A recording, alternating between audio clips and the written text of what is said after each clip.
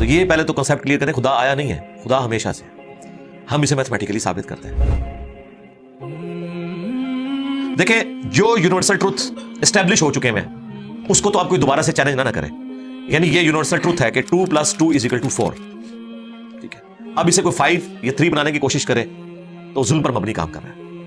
अब दोबारा से व्हील भी इन्वेंट कर लें तब भी ये मैथमेटिकल इक्वेशन तो अपनी जगह रहेगी। बिल्कुल इस तरीके से ये चीज एस्टेब्लिश हो चुकी है कि कायनात पहले नहीं थी तो आई है। आपको पता है कुछ अरसा ये नजरिया रहा है 17वीं और 18वीं सदी में कि ये स्टेडी स्टेट कायनात है, हमेशा से ऐसे ही चल रही है। लेकिन ये अब नजरिया अपनी मौत मर गया। हम जिस एरा में बैठे हैं ना, ये नजरिया खत्म हो चुका है। आज से नहीं, बिग बैंग के बाद से ही, जब वो हबल ने टेलीस्कोप के जरिए चीज देखी थी, तो हबल ने ये देखा कि कायनात में जितने भी ये इजराम फल्की हैं, यानी आसमान पे जितने आपको सियारे सितारे नजर आ रहे हैं ना, इनमें एक कॉमन चीज ये है कि सब एक दूसरे से दूर जा रहे हैं। और उसके लिए उसने स्पेक्ट्रम जब ड्रा किया, स्पेक्ट्रम जब ग्रेजुअली किसी चीज का, लाइट का स्पेक्ट्रम रेड की तरफ शिफ्ट हो, इट मींस कि वो आपसे दूर जा रही है। तो ये चीज लॉजिकल थी कि जब ये दूर जा रही है तो इसको टाइम में रिवर्स किया जाए तो किसी एक जगह से शुरू हुई होगी। यानी मैं हाथ में कुछ बॉल्स पकड़ूं और उन्हें यूं फेंकूं, सारे एक दूसरे से दूर जाएंगे। और ये एक यूनिवर्सल ट्रूथ है कि ये दूर इसलिए जा रहे हैं कि कहीं एक जगह से स्टार्ट हुए थे। ये तो एक नेचुरल चीज है।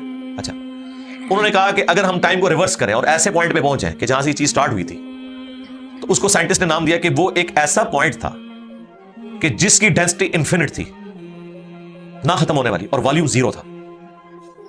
वॉल्यूम 0 है और डेंसिटी इन्फिनिट है। इट मींस क्रिएशन एक्स नहीं लो, अदमे महज से वजूद, कुछ नहीं था तो ये हो गया। और फिर वो कहते हैं कि ये जो बिग बैंग हुआ है, इस बिग बैंग के बाद अगर 1 सेकंड के ट्रिलियन हिस्से के अंदर भी जरा सी डिस्टर्बेंस आती तो ये कायनात वजूद में नहीं आ सकती थी। और ये तो सिर्फ वजूद में आने की बात है, फिर जो billions of fine tunings planet Earth के ऊपर मौजूद हैं, हर सियारे के एतबार से हैं, जमीन का सूरज से फासला, फिर इनकी ग्रेविटेशनल फोर्स, इनकी मूवमेंट, स्पीड, ये तो एक पूरी एक समझ ले एक ऐसी फील्ड है जिसमें इंसान जाके गुम हो जाता है। इन सारी चीजों को कंसिडर करके स्टेडी स्टेट कायनात की थ्योरी तो होगी खत्म और बिग बैंग होगी स्टैब्लिश।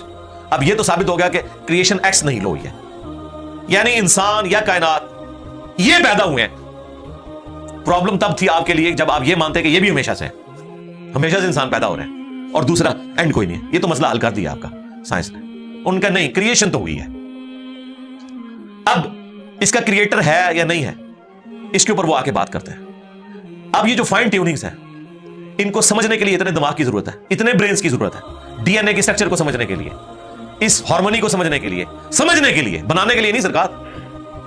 इतने ब्रेन्स लग जाए। आज तक हम डिस्कवरीज ही कर रहे हैं। ये जितने हम चीजें दरियाफ्त करते हैं ना, वो हम कानून कुदरत दरियाफ्त करते हैं। यानी अगर हमने ये चीज एक्सप्लोर कर ली है कि सूरज मशरिक से निकलता है, मगरिब में गुरूब होता है विद रिस्पेक्ट टू जमीन, वैसे तो गुरूब होता ही नहीं है ना, निकलता है। तो ये एक फिजिकल फिनोमिना है जो हमने डिस्कवर किया। इस फिनोमिना ने सूरज को पैदा नहीं किया। ये क्रिएटर ऑफ सन तो नहीं है, ये अगर आपको पता चल गया। अंडे में से चूजा निकलता है और चूजा इतने अरसे के लिए, अंडे को आप गरमाइश में रखते हैं 22 दिन के लिए मुर्गी के नीचे या किसी मशीन में, तो इस इंफॉर्मेशन ने चूजे को पैदा नहीं किया, बल्कि ये चूजे के पैदा होने के बारे में इंफॉर्मेशन है। आप इसके अंदर मजीद चले जाएं, जितना डीप डिग करते जाएं, अल्टीमेटली आपकी एक इंफॉर्मेशन ऐड होगी। ये नहीं होगा कि आपको यह पता चल जाए कि इसने पैदा किया, वो तो मुर्गी को खुद नहीं पता जो पैदा करने वाली है, क्रोकोडाइल को, एलिफेंट को ये पता ही नहीं मेरे अंदर क्या क्या क्वालिटीज है, जिसको ये पता ही नहीं मेरे अंदर क्या क्वालिटीज है, इंसान को नहीं पता अभी तक मेरे अंदर क्या क्वालिटीज है। ये तो भी साइंस थोड़ा बहुत आपको एक्सप्लोर कर रही है। तो क्रिएटर तो हम इन क्वालिटीज के है ही नहीं है। और फिर पीछे एक ब्रेन इस एतबार से है कि वो एक ऑर्गेनाइज तरीके से, और ये भी चीज डेफिनेटली फिजिबिलिटी के तहत आप समझे मैथमेटिक्स में एस्टैब्लिश हो चुकी है कि ये पूरे एक ऑर्गेनाइज तरीके से जो चीज चल रही होती है उसके पीछे एक ब्रेन जरूर होता है। ब्रेन के बगैर ये कोई डिजाइन कर नहीं सकता। फिजिक्स का सेकंड लॉ ऑफ थर्मोडायनामिक्स जो है कि एंट्रोपी या तो कांस्टेंट रहती है या इंक्रीज करती है, यानी डिसऑर्डर। खुदा ना खास्ता यहां पे धमाका हो जाए तो हर चीज बिखर जाएगी। इसके बाद दुनिया का कोई धमाका दोबारा इसको इस हालत में अरेंज नहीं कर सकता।